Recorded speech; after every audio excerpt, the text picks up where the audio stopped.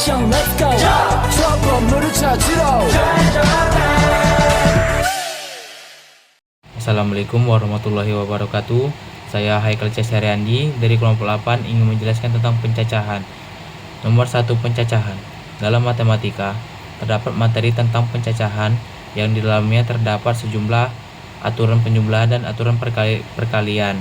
Secara umum, kaidah pencacahan berfungsi untuk menghitung jumlah kemungkinan atau pola tertentu dengan cara sistematis. Kaidah pencacahan ini juga dapat diterapkan pada banyak kasus, mulai dari probabilitas, kombinatorik, dan statistik. Selanjutnya yaitu adalah aturan penjumlahan. Aturan penjumlahan terjadi jika satu kejadian atau lebih terjadi secara terpisah. Tidak mungkin terjadi secara bersamaan. Jika kejadian pertama dapat terjadi dalam M dan kejadian kedua secara terpisah dapat terjadi dalam N, maka kejadian pertama dan kejadian kedua dapat terjadi dalam M tambah N. Yang selanjutnya yaitu adalah contoh penjumlahan. Seseorang akan berpergian dari kota A ke kota C melalui kota B. Dari kota A ke kota B dapat ditempuh dengan 3 cara, dan dari kota B ke kota C dapat ditempuh dengan 2 cara. Maka banyaknya cara yang dapat ditempuh oleh orang tersebut adalah 3 tambah 2 sama dengan 5. Aturan perkalian. Aturan perkalian digunakan untuk menentukan banyaknya cara beberapa kejadian dapat terjadi secara bersamaan.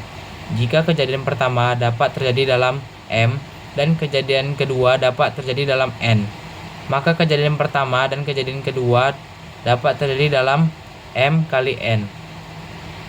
Selanjutnya itu adalah aturan penjumlahan.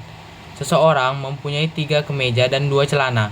Banyaknya cara orang tersebut dapat berpakaian adalah 3 dikali 2 sama dengan 6. Perbedaan aturan penjumlahan dan perkalian. Nomor 1 yaitu pada aturan penjumlahan kata yang digunakan adalah atau. Nomor 2, pada aturan perkalian kata yang digunakan adalah dan. Nomor 3, aturan penjumlahan digunakan untuk kejadian yang tidak dapat terjadi secara bersamaan, sedangkan aturan perkalian digunakan untuk kejadian yang dapat terjadi secara bersamaan. Sekian presentasi dari saya. Wassalamualaikum warahmatullahi wabarakatuh. Assalamualaikum warahmatullahi wabarakatuh. Halo teman-teman semuanya, perkenalkan nama saya Neca Adrianti Lubis. Saya akan menjelaskan materi matematika peluang 2 kejadian saling lepas dan tidak saling lepas. Nah, yang pertama itu ada dalam teori peluang ada 2 jenis hubungan. Nah, antara 2 kejadian yaitu kejadian saling lepas dan tidak saling lepas. Kejadian saling lepas, mutually exclusive events, 2 kejadian dikatakan saling lepas jika tidak memiliki irisan atau tidak bisa terjadi secara bersamaan. Nah, selanjutnya nomor 2 yaitu kejadian tidak saling lepas. Kejadian tidak saling lepas yaitu non-mutually exclusive events. 2 kejadian dikatakan tidak saling lepas jika ada elemen yang menjadi irisan bisa terjadi bersamaan.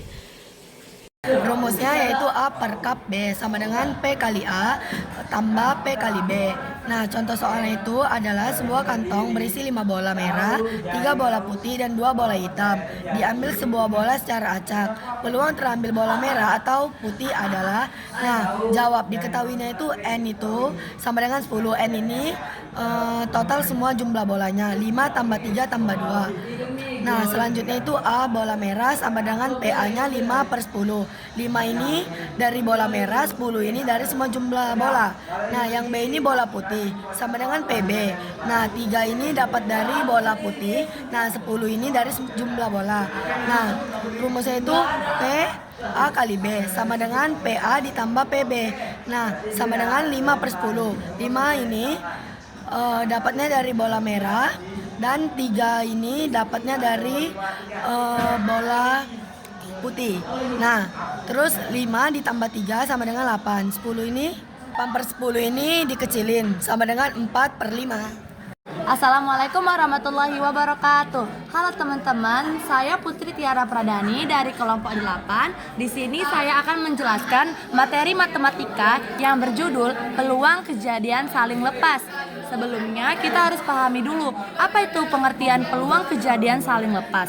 Pengertian kejadian saling lepas yaitu 2 kejadian dikatakan saling lepas atau mutually eksklusif jika tidak bisa terjadi secara bersamaan. Nih, contohnya saat kita melempar dadu. Kejadian muncul angka genap atau angka ganjil. Nah, di sini saya akan memberitahukan rumus peluang kejadian saling lepas kepada teman-teman. Rumusnya yaitu peluang A atau peluang B sama dengan peluang A ditambah dengan peluang B. Jadi peluang A itu ditambah dengan peluang B ya teman-teman. A itu angkanya genap. Kalau B itu untuk angka yang ganjil. Nih, angka genapnya yaitu seperti 2, 4, dan 6. Angka ganjilnya seperti 1, 3, dan 5. Nih, saya kasih contoh untuk mengerjakan peluang kejadian saling lepas. Contohnya, 3/6 ditambah dengan 3/6 sama dengan 6/6 yang hasilnya adalah 1. Jadi, kesimpulan kejadian saling lepas yaitu tidak bisa terjadi bersamaan, guys. Jadi, pentingnya dalam menghitung peluang total dari kejadian yang berbeda.